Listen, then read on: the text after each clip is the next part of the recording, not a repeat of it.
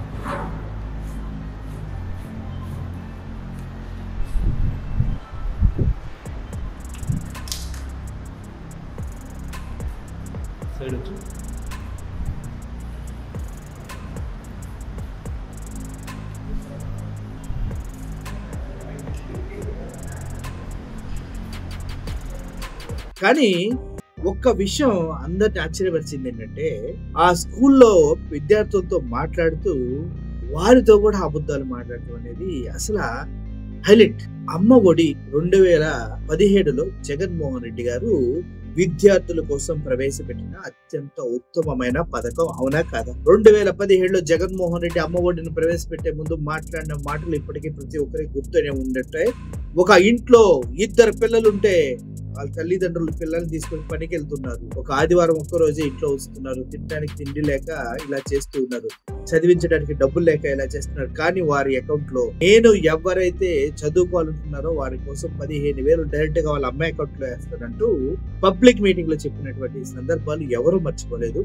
గత 5 సంవత్సరాలుగా అమ్మ ఒడి డైరెక్ట్ గా అమలా అకౌంట్ లో పడిన విషయాలు కూడా ఎవరు మర్చిపోలేదు. కానీ ఇప్పుడు చంద్రబాబు నాయుడు గారు వచ్చి విద్యార్థులతో మాట్లాడుతూ, మంత్రి గారు ఉన్నారు, బాగా చదువుకున్నారు, మీకు తల్లికి వందనం పడింది కదా, ఎవరి ఆలోచన ద్వారా వచ్చింది? అది లోకేష్ గారి ఆలోచన ద్వారా వచ్చింది అని చెప్తూ ఉన్నారు. ఏంటిది? కాపీ కొట్టి పథకాలు ఇవ్వటం కూడా గొప్ప.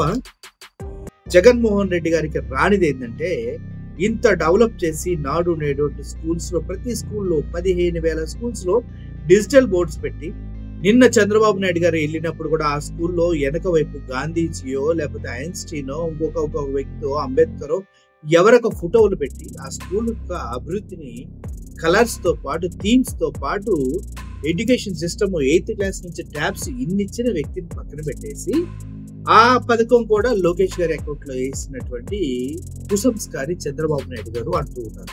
అసలు ఎవరైనా అలా వేయగలరా?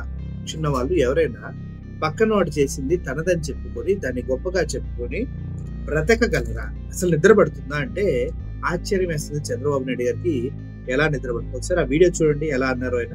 ఇప్పుడు నేను తల్లికి వందనం ఇచ్చాం, మినిస్టర్ గారు ఉన్నారు, ఆయన కూడా చదువుకున్నాడు, బాగా మంత్రి అయ్యాడు. ఇప్పుడు తల్లికి వందనం ఇచ్చాడా? ఇది ఒక ప్రభుత్వ విధానం అవునా కాదా? ఎట్లా వచ్చింది? ఆయన ఆలోచనలో నుంచి వచ్చింది, అవునా కాదా? ఇప్పుడు మీకు టెక్నాలజీ పెట్టాడా? మీ ఇంటికి నేరుగా మీరు స్కూల్కి రాకపోతే ఇంటికి మెసేజ్ వెళ్ళిపోతుంది. చూశారు కదా, 15,000 స్కూళ్ళు అన్ని మార్చి డిజిటల్ బోర్డు తీసుకొచ్చి ఒకే ఒక ఫోటో ఉంటుంది జగన్మోహన్ రెడ్డి గారు. ఏముంటది ఆ ఫోటోలో? ఏముంటది? ఒక పిల్లలకి బ్యాగులు ఇస్తున్న ఫోటో ఒకటి ఉంటది. కానీ చంద్రబాబు నాయుడు గారు చూడండి ఎంత సూపర్ పబ్లిసిటీ చేసుకుంటున్నారు. ఆయన కట్టలేదు, ఆయన చెయ్యలేదు, కానీ అక్కడికి వెళ్ళి ఆయనే చేసినట్టుగా కొన్ని వేల కోట్లు పెట్టి పబ్లిసిటీ చేసుకుంటారు. అలా ఉంటది కదా. ఓకే, ఇంతకన్నా ముందు ఈ మీటింగ్ ఆంధ్రప్రదేశ్ వ్యాప్తంగా జరిగింది కదా.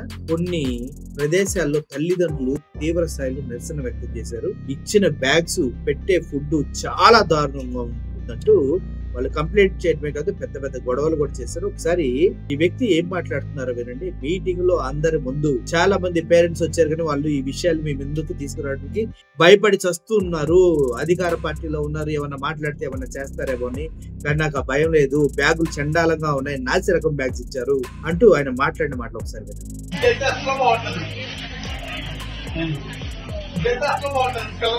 ఇప్పుడు ఇక్కడికి వచ్చిన పిల్లలు చదువుకునే పిల్లలు బ్యాగులు తెప్పించారు సార్.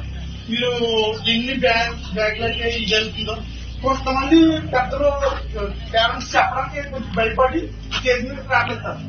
అది చాలా మంది పేరెంట్స్ ఇక్కడికి వచ్చి చెప్తాం అనుకుంటున్నారు, కానీ చెప్పలేక పెద్దలకు భయపడి చెప్పలేక కొంతమంది పేరెంట్స్ మీటింగ్ అయితే వచ్చేసారు. అంతే సమస్యలు చెప్పుకోవడం రాలేదు సార్.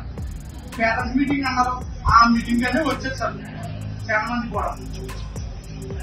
సమస్య అంటే ఫుడ్ ఇష్యూలో కానీ, స్కూల్ బ్యాగ్ ఇష్యూలో అయితే కానీ, ఎడ్యుకేషన్ అంటారా, ఎడ్యుకేషన్ అయితే మాత్రం పేరెంట్స్ ఎవరు సరిపోదు.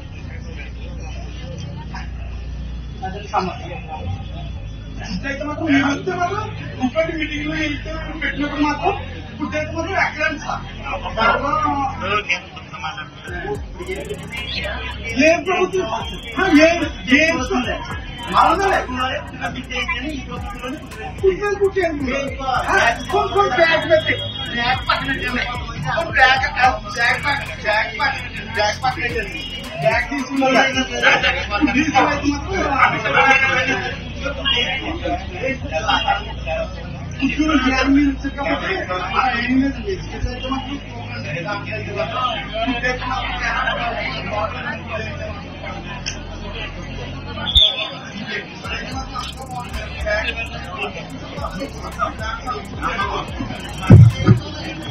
తల్లికి వందనం అందిందా?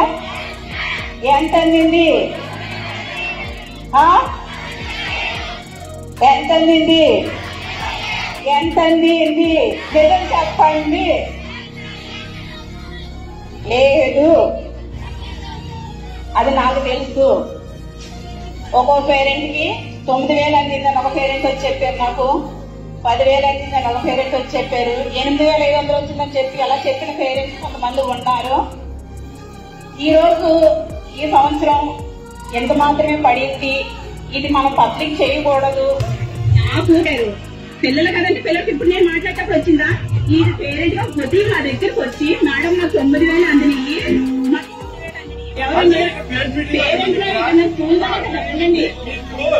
విన్నారు కదా. అదే విధంగా వైఎస్ఆర్సీపీ నాయకులు ఒకరు ఆ బ్యాగ్స్ క్వాలిటీని ప్రజలకు చూపిస్తున్నారు. ఒకసారి మీరు చూడండి. అదే ఫోటో అది సార్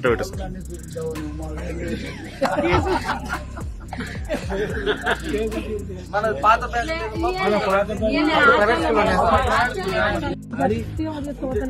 అదే ఫోటో అది సార్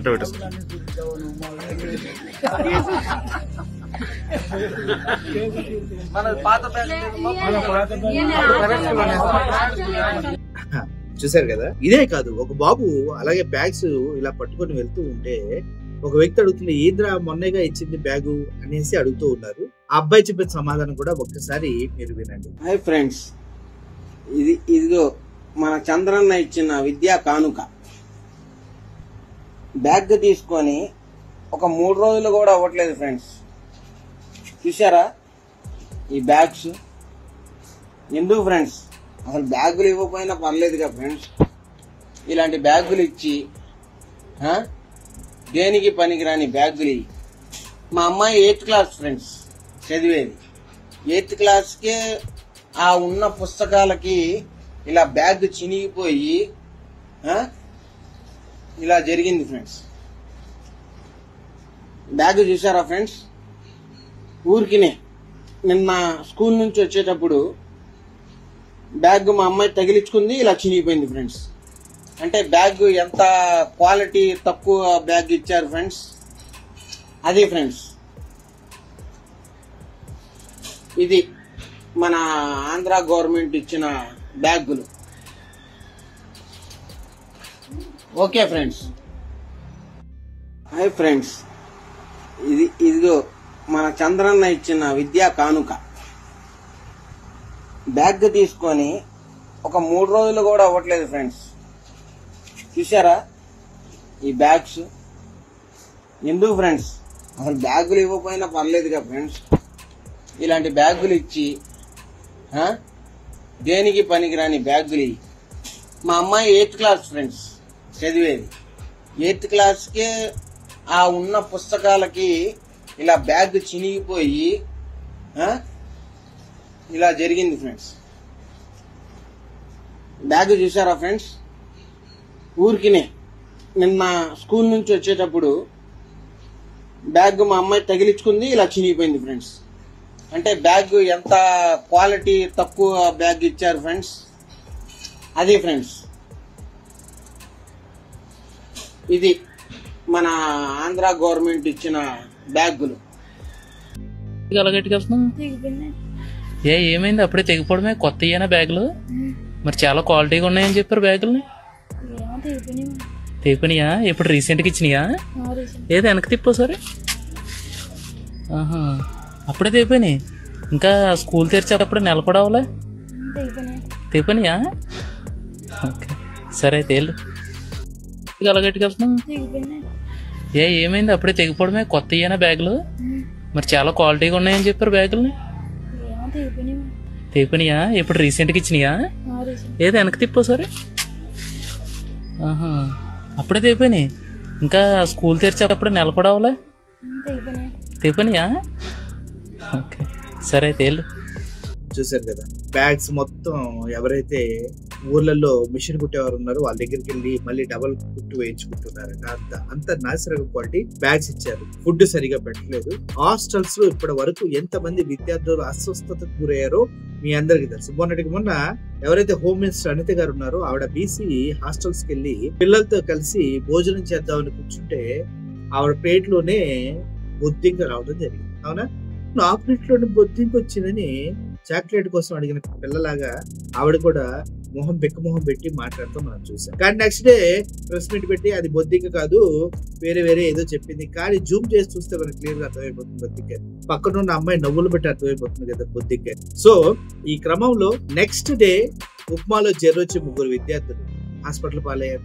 ఆ తర్వాత రోజు ఫుడ్ పాయిజన్ అయ్యి 20 మంది హాస్పిటల్ పాలయ్యారు. ఇలా హాస్టల్స్ లో ఘోరంగా ఉంది విద్యార్థుల పరిస్థితి. ఇంట్లో తినడానికి తిండి లేక, పిల్లల్ని చదివించడానికి డబ్బులు లేక, హాస్టల్లో చేర్చి వాళ్ళు చదువుకుంటారని నమ్మకంతో తల్లిదండ్రులు పంపిస్తూ ఉంటే వారి జీవితాలను కూడా పౌష్టికరమైన ఆహారం లేకుండా, సరైన వసతులు లేకుండా సర్వనాశనం చేస్తున్నారు విద్యా వ్యవస్థని. అదేవిధంగా విద్యార్థుల బాల్యాన్ని ఈ ఇంప్రెషన్, పౌష్టికాహార లోపం వాళ్ళ జీవితాంతం ఎదుర్కొనే సమస్యలకి కారణం కాబోతుంది.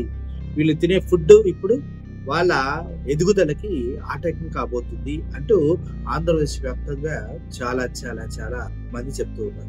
రాజకీయ విశ్లేషకులు అయితే క్లియర్ గా చెప్తున్నారు, చంద్రబాబు నాయుడు గారు భారీ ఫెయిల్యూర్. విద్యాశాఖ మంత్రి 10th క్లాస్ రిజల్ట్స్ వచ్చినప్పుడే ఫెయిల్ అయ్యాడు, ఆయన విద్యాశాఖ మంత్రి అంటూ మాట్లాడు. మొత్తానికి రాష్ట్ర వ్యాప్తంగా విద్యా వ్యవస్థకి ఏమి చేయకపోయినా మేమే చేసాం, అన్ని మేమే చేసామని చెప్పుకుంటూ చంద్రబాబు నాయుడు గారు తన క్రెడిబిలిటీని రోజుకి కోల్పోతూ దిగజారుతున్నారు, సొల్లు కబుర్లు చెప్పే వ్యక్తిలా మారుతున్నారంటూ రాజకీయ విశ్లేషకులే కాదు ప్రతి ఒక్క ప్రజానీకం మాట్లాడుతున్నారు. దీనిపైన మీ ఒపీనియన్ కింద కామెంట్ రూపంలో తెలియజేయండి. Thank you for watching this video. Murali signing up. Thank you so much.